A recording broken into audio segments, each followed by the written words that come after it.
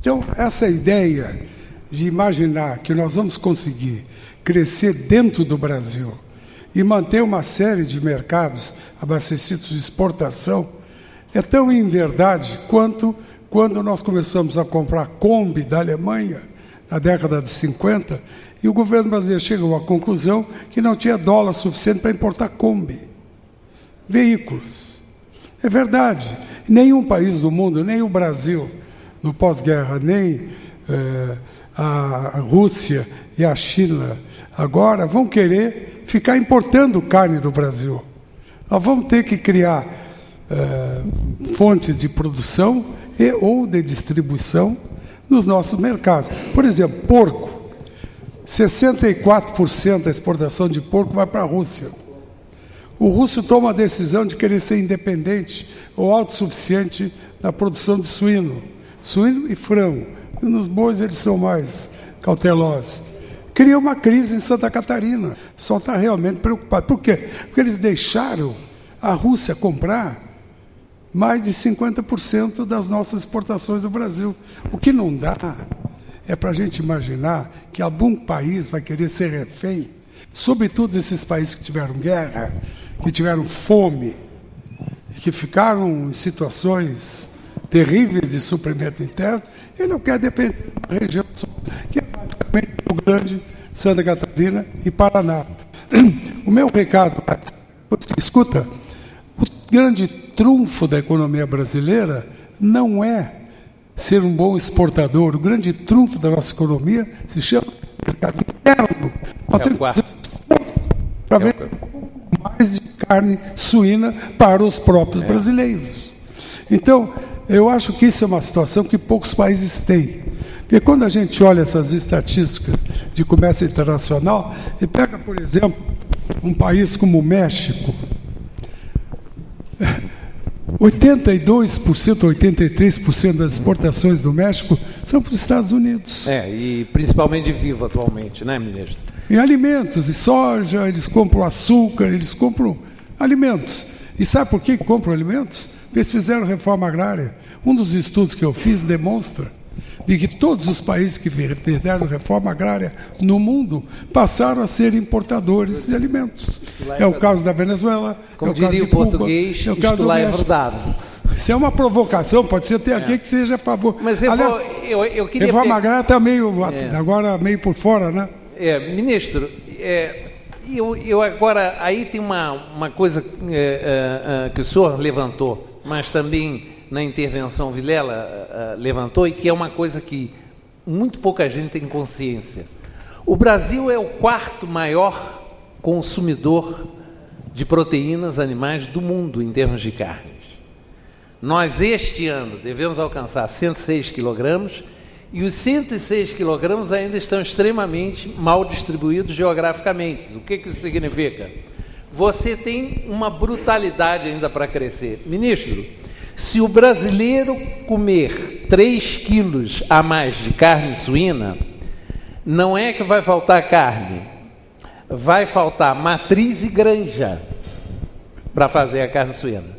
Qualquer crescimento, e eu acho que um dos pontos que nós podemos incluir na nossa equação de futuro é que nós somos um mercado importantíssimo, o quarto do mundo, mas ao contrário do mercado norte-americano, que é o primeiro, do mercado comunitário, da Comunidade Econômica Europeia, que é o segundo, nós não estamos caminhando para a estagnação.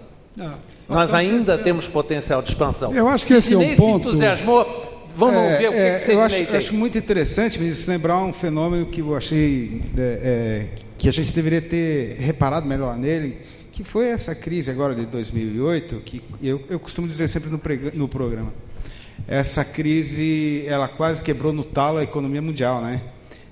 O que salvou o Brasil? Por que o Brasil passou pela crise de uma forma menos traumática do que os outros países, né? Justamente por causa do mercado interno. Eu acompanhei mais a questão, como essa questão se desenvolveu no mercado da pecuária, né? O que aconteceu naquele momento em que os nossos grandes compradores, a nossa freguesia, parou de comprar carne porque eles não tinham mais dinheiro para comprar a nossa carne? Os frigoríficos ficaram realmente apavorados e começaram a colocar essa carne no mercado interno. Foi uma alegria maravilhosa, né?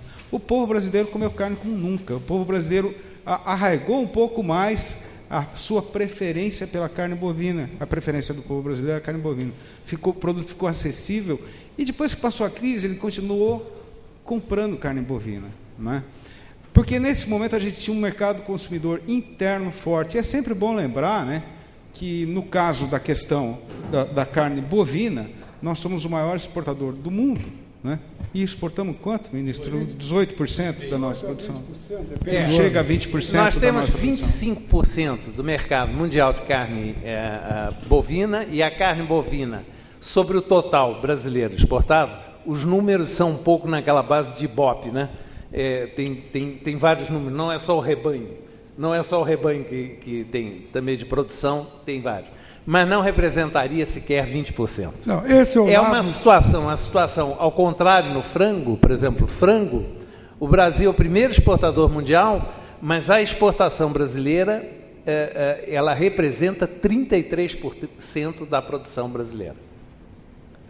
Eu acho que um ponto importante que a gente precisa pensar um pouco, eu lanço isso mais como um desafio, porque na empresa onde eu dirijo uma área no conselho, nós adotamos isso. O primeiro problema do Brasil é o protecionismo no mercado internacional. Então vamos comprar frigorífico nos países que têm acesso. E ainda mais porque um frigorífico nos Estados Unidos é mais barato que um frigorífico aqui em São Paulo. E é mais barato que um frigorífico no Mato Grosso. Quer dizer, então compra lá. E tem uma infraestrutura muito mais eficiente. Aquele problema do marketing e da logística não precisa vir, já está arrumado lá. Então, agora, isso não é porque nós somos grandes no setor. Isso é assim porque nós temos uma dimensão que faz com que a nossa dependência, a não ser do caso do porco da Rússia, não seja preocupante. Porque quando um país se escraviza, por exemplo, Canadá, 90% da exportação vai para os Estados Unidos. É uma colônia econômica dos Estados Unidos. Esse é o grande mérito brasileiro, é que seja no bovino, seja no frango, nós exportamos para mais de 140 países. Quer dizer, não há um nível de concentração, como é o caso do suíno, onde o suíno, eu costumo dizer para o pessoal, para ficar muito atento com a Rússia, porque eles são os filhos do Putin. E costumam ter atitudes um pouco protecionistas. Eu só queria fazer só antes de você, porque eu vou te envolver nessa. Não, mas eu preciso fazer uma intervenção vai. Nessa questão bovinos, suínos e aves. Sim. É só uma reflexão, na verdade, que o Dr. Platini colocou muito bem. A questão dos 110% que o Japão taxa nosso suíno, 120% a Europa taxa nosso bovino, porque eles querem manter o sistema produtivo deles lá, porque eles também votam lá, e se eles acabarem com... Os caras levam os carneiros para baixo da torre lá e todo mundo faz o que eles querem, o produtor quer, porque lá também tem voto. Então, o subsídio continua, tudo continua lá por causa dessas questões. Mas só que o Brasil que precisa fazer reflexão, e aí eu volto de novo naquela questão, não sei se a gente tem medo do futuro, a saudade ou medo do futuro no Brasil. Porque eu acho que esse negócio de não enfrentar esse problema de vez e peitar esses caras, pode ser esse medo do futuro, porque só desse jeito que a gente vai chegar sem a gente peitá-los. Que vai se fazer parte mais ou menos dessa pergunta. Porque hoje nós estamos exportando 70% da nossa soja. Nós queríamos estar exportando 70% de carne, porque daí a nossa produtividade de suíno, nós temos um potencial para produzir suíno, em vez de ficar 70% da nossa soja ir para lá para alimentar bovinos, suínos e aves na Europa e nas fábricas de rações deles, nós poderíamos estar agregando valor aqui, em vez de estar exportando manufaturado, exportando valor agregado em carne. É isso que daria mais valor, quer dizer, para os produtores, ganhariam mais dinheiro assim. Mas, Ocimar, infelizmente, a realidade do mundo não é uma realidade justa. Apesar de termos surgido Brasil como essa grande estrela exportadora